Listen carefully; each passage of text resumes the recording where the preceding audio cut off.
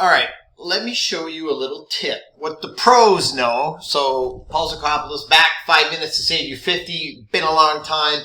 This could be 5 minutes to make you look cool because you want to use this as a full screen background image for something. Obviously, if you go and you stretch it, you're going to kind of lose what you want to do there. If you go and make it bigger, what's going to happen? You're going to do something like this. And then you'll put it into like a presentation mode. And it will be too big and it takes away what we call the copy space on the left. Now, sometimes that could work and you can see here, well, if I just want to get the sides of it, I could move it over, make it too big, but only that part shows.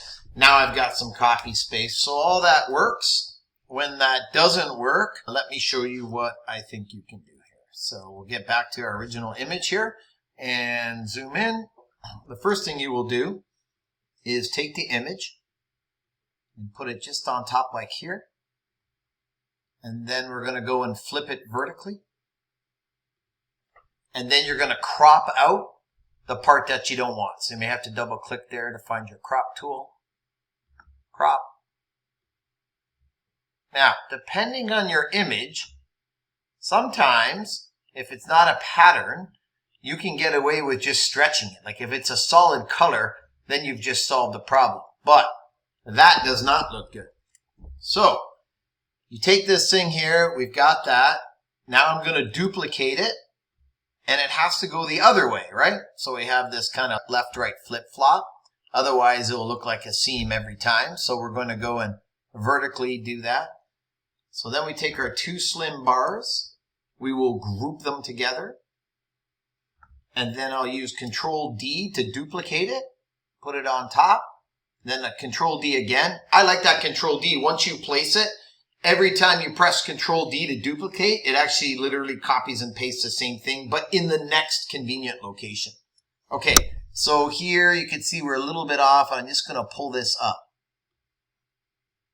Okay, so far so good, but not good enough. If I go back and we go look at what we look like, now, because of the texture of the concrete, I've created this repeating pattern. Oh no, what to do?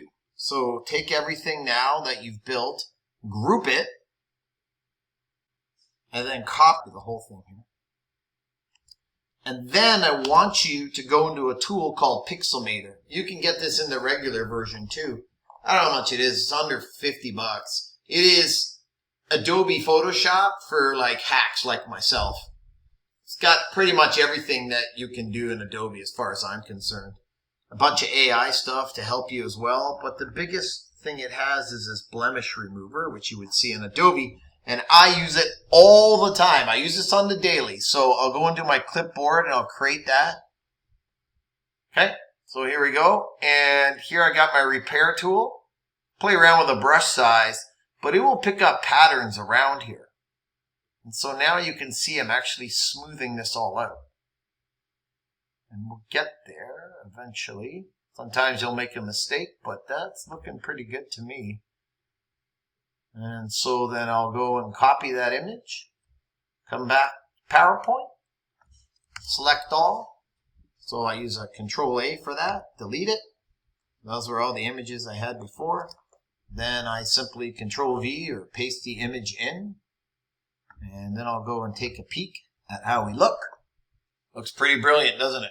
So you can actually see here, I have some lines in here. If that bothers you, I could really go back and clean that up some more. But that's up to you on where you want to get to. I think if you use this trick, you'll find that your image game gets pretty impressive really easily. Like it's actually shockingly good how well that work stream works. So I'll just show you what my final one is here. We'll delete the first one here. Paste in the new one. To me, that looks really good. All right, there's your tip.